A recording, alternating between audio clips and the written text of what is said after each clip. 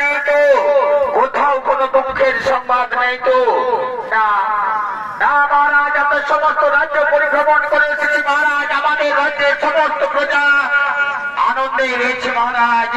আমাদের রাজ্যের সমস্ত প্রজা কুশলে রয়েছে মহারাজ। কোথাও কোনো দুঃখের সংবাদ নেই মহারাজ, কোথাও কোনো দুঃখের সংবাদ নেই।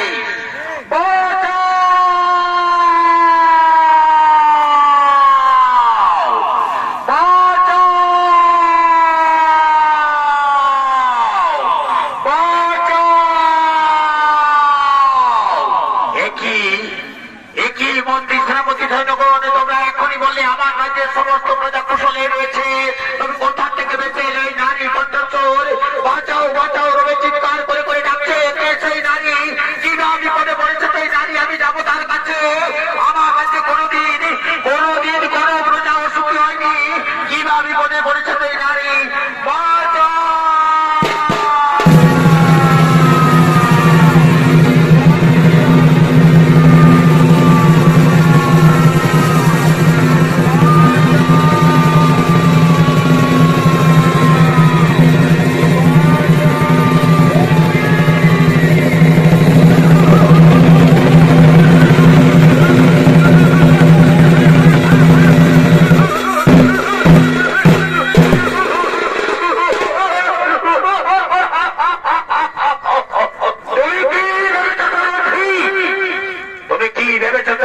রাজসভায় পালিয়ে এলে তোমাকে কেউ রক্ষা করবে?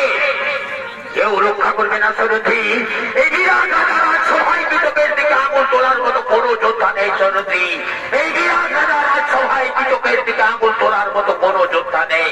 কেউ তোমাকে রক্ষা করবে না সরথি, কেউ তোমাকে রক্ষা করবে না।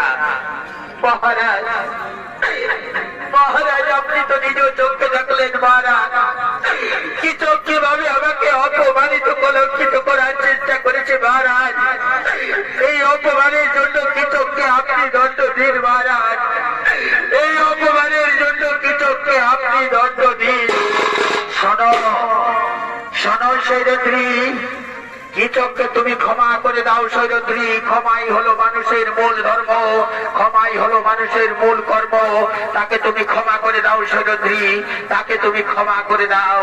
না, আমি কীটককে কিছুতেই ক্ষমা করতে পারবো না। কীটক যেভাবে আমাকে অপমানিত কলঙ্কিত করার চেষ্টা করেছে, এই অপমানের জন্য আমি কীটককে ক্ষমা করতে পারবো না। আমারও পঞ্চ গান্ধর্ব স্বামী রয়েছে। এই অপমানের প্রতিশোধ আমি অবশ্যই নেব।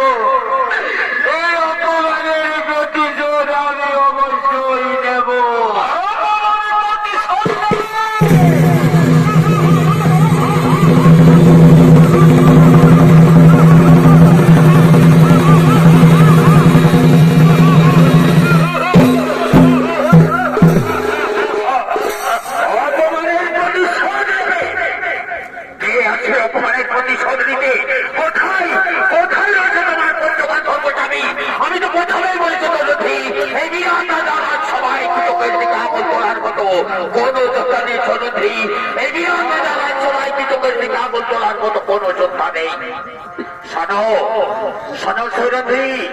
আজ আমি এই সভা মাঠ থেকে খালি হাতেই ফিরে গেলাম সৈরন্ধ্রী। আমার মনে যখন ধরেছে তখন এক না একদিন আমি তোমাকে নিশ্চয়ই আপন করে পাবো সৈরন্ধ্রী। এক না একদিন আমি তোমাকে নিশ্চয়ই আপন করে পাবো। কথাটা যেন মনে থাকে সৈরন্ধ্রী, কথাটা যেন মনে থাকে। আজ আমি এই সভা মাঠ থেকে খালি হাতেই ফিরে গেলাম সৈরন্ধ্রী, কথাটা যেন মনে থাকে। মহারাজ, এখনো কি আপনি চুপ করে থাকবেন মহারাজ? এত অপমানের পরেও কি আপনি চুপ করে থাকবেন? প্রজা হলো রাজার কাছে পুত্র সম। প্রজার সুখে দুঃখে বিপদে আপদে রাজার সাহায্যের হাত বাড়িয়ে দেয়। আমিও আপনার রাজ্যের একজন প্রজার মতো। আমার এই অপমানের জন্য আপনি কি কীটককে দণ্ড দেবেন না মহারাজ? ও, বুঝতে পেরেছি মহারাজ। আপনি যখন আমার দিক থেকে মুখ ফিরিয়ে নিয়েছেন, তখন আমি বুঝতে পেরেছি আপনিও ধৃতরাষ্ট্রের মতো স্নেহবশে অন্ধ হয়ে রয়েছেন মহারাজ। আপনিও ধৃতরাষ্ট্রের মতো স্নেহবশে অন্ধ হয়ে রয়েছেন। তাই তো কীটককে দণ্ড দেওয়ার মতো ক্ষমতা আপনার নেই নাই মহারাজ, তাই তো কীচককে দণ্ড দেওয়ার মতো ক্ষমতা আপনার নেই। আমারও পঞ্চগান্ধর্ব স্বামী রয়েছে মহারাজ, আমি ওই সভা মাঝে প্রতিজ্ঞা করে যাচ্ছি মহারাজ, সাক্ষী থাকো চন্দ্র সূর্য, সাক্ষী থাকো ৩৬ কোটি দেবতা, এই সভা মাঝে আমি প্রতিজ্ঞা করে গেলাম, আগামীকালের সূর্য উদয় হয় কীচক দেখবে, নতুবা আমি দেখবো মহারাজ।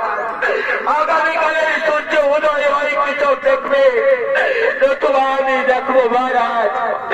আগামীকালের সূর্য উদয় হয় কীচক দেখবে, নতুবা আমি দেখবো মহারাজ।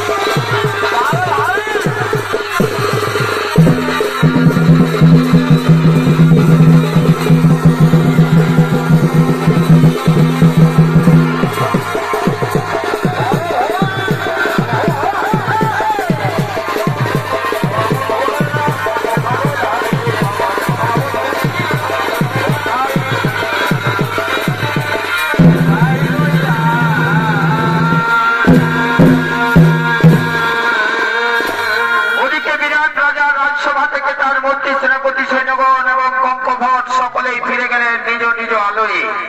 আর বিরাট রাজা রাজসভায় দ্বিতীয় পাণ্ডব ভীমসেন বল্লভ নাম ধারণ করে রন্ধন কাজে নিযুক্ত ছিল। সেই ভীমসেন